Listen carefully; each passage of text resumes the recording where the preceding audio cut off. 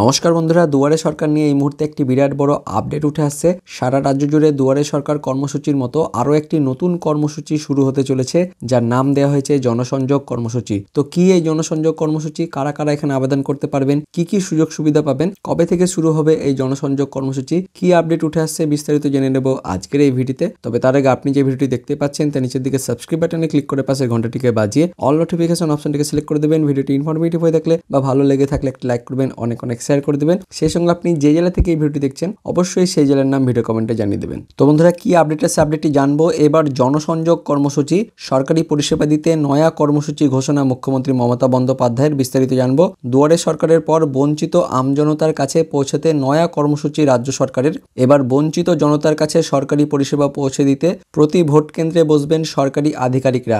আগামী 20 জানুয়ারি থেকে 12 ফেব্রুয়ারি পর্যন্ত চলবে এই কর্মসূচি। নাম রাখা হয়েছে জনসংযোগ কর্মসূচি।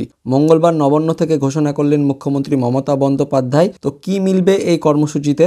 মুখ্যমন্ত্রীর কথায় বহু মানুষ ব্লকে পৌঁছাতে পারে না, আবার অনেকে কৃষক ভাতা, লক্ষ্মীর ভাণ্ডার, বিধবা ভাতা, জাতিগত শংসাপত্র পাননি, বঞ্চিত হয়েছেন। তাদের কাছে সরকারি পরিষেবা পৌঁছে দিতে এবার পোলিং স্টেশন অনুযায়ী 3 সরকারি আধিকারিক বসবেন। মুখ্যমন্ত্রীর আবেদন, যারা সরকারি পরিষেবা থেকে বঞ্চিত হয়েছেন, তপশিলি জাতি ও তপশিলি উপজাতিরা যারা শংসাপত্র পাননি, রেশন পাচ্ছেন না, তারা নাম লেখাবেন। এদিন মমতা জানান, মানুষের কাছে সরকারি পরিষেবা পৌঁছে দিতে দুয়ারে সরকার কর্মসূচি রয়েছে, তার সঙ্গে আরেকটা পরিকল্পনা করা হয়েছে, নাম দেওয়া হয়েছে জনসংযোগ কর্মসূচি। তো এই জনসংযোগ কর্মসূচি সম্বন্ধে মুখ্যমন্ত্রী মমতা বন্দ্যোপাধ্যায় কি বলেছেন সরাসরি আমরা ওনার কাছ থেকে জেনে নেব।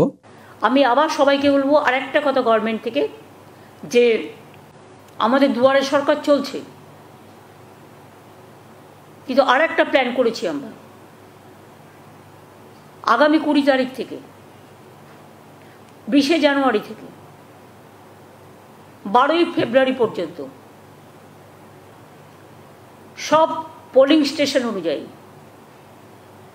আমরা স্থানীয় মানুষের, অনেকে তারা ব্লকে যেতে পারে না, দুয়ারে সরকারে হয়তো গেছে, কাজটা হয়নি, নিচুতলায় কিছু লোক তো আছে আপনারা জানেন, উপরতলাতেও যেমন কিছু একাংশ আছে, নিচুতলাতেও একাংশ আছে, কাজ না করে মানুষকে বারবার করে ঘোরায়।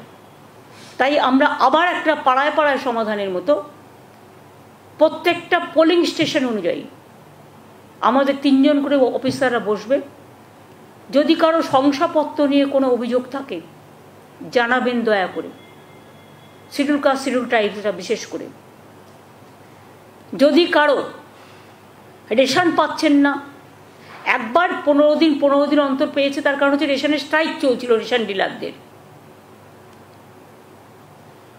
যেমন রেশন আপনারা পান মাসে মাসে আপনারা পাবেন, কেউ আপনাদেরটা আটকাবে না। লক্ষ্মীর ভাণ্ডার যদি কেউ বঞ্চিত হয়ে থাকেন নাম লেখাবেন। কৃষক ভাতা যদি কেউ বঞ্চিত হয়ে থাকেন নাম লেখাবেন। মৎস্য চাষিদেরও আমরা কেউ মারা গেলে 2 লাখ টাকা দিই, তাদেরও নানাভাবে হেল্প করি। কৃষক বন্ধু থেকে কেউ বঞ্চিত হলে নাম লেখাবেন। মারা গেছে কৃষক পরিবার, যদি এরকম কেউ বঞ্চিত হয়ে থাকেন নাম লেখাবেন। এবং পরিযায়ী শ্রমিকরাও, তাদের পরিবারের কোনো সমস্যা থাকলে নাম লেখাবেন, আমরা আপনাদের পাশে আছি। সেই জন্য এটা স্পেশাল, এটার নাম হবে জনসংযোগ যাত্রা। যাত্রা না, জনসংযোগ প্রোগ্রাম, কর্মসূচি। তো এই জনসংযোগ কর্মসূচি যখনই শুরু হবে, তো সেখানে আপনাদের কিভাবে আবেদন করতে হবে, কি কি কাগজপত্র লাগবে, এর সম্বন্ধে আপডেট এলে সবার থেকে আগে আমরা ভিডিও করে জানিয়ে দেবো। তো সেই আপডেট সবার থেকে আগে পাওয়ার জন্য অবশ্যই ভিডিওর কমেন্ট সেকশনে গিয়ে আপনাদের জেলার নাম এবং গ্রাম পঞ্চায়েতের নামটি অবশ্যই কমেন্টে জানিয়ে দেবেন। আর এই ভিডিওটি ইনফরমেটিভ হয়ে থাকলে বা ভালো লেগে থাকলে একটি লাইক করবেন, অনেক শেয়ার করে দেবেন। তো দেখা হচ্ছে পরবর্তী লেটেস্ট আপডেট নিয়ে, ততক্ষণের জন্য বন্দে মাতরম, জয় হিন্দ।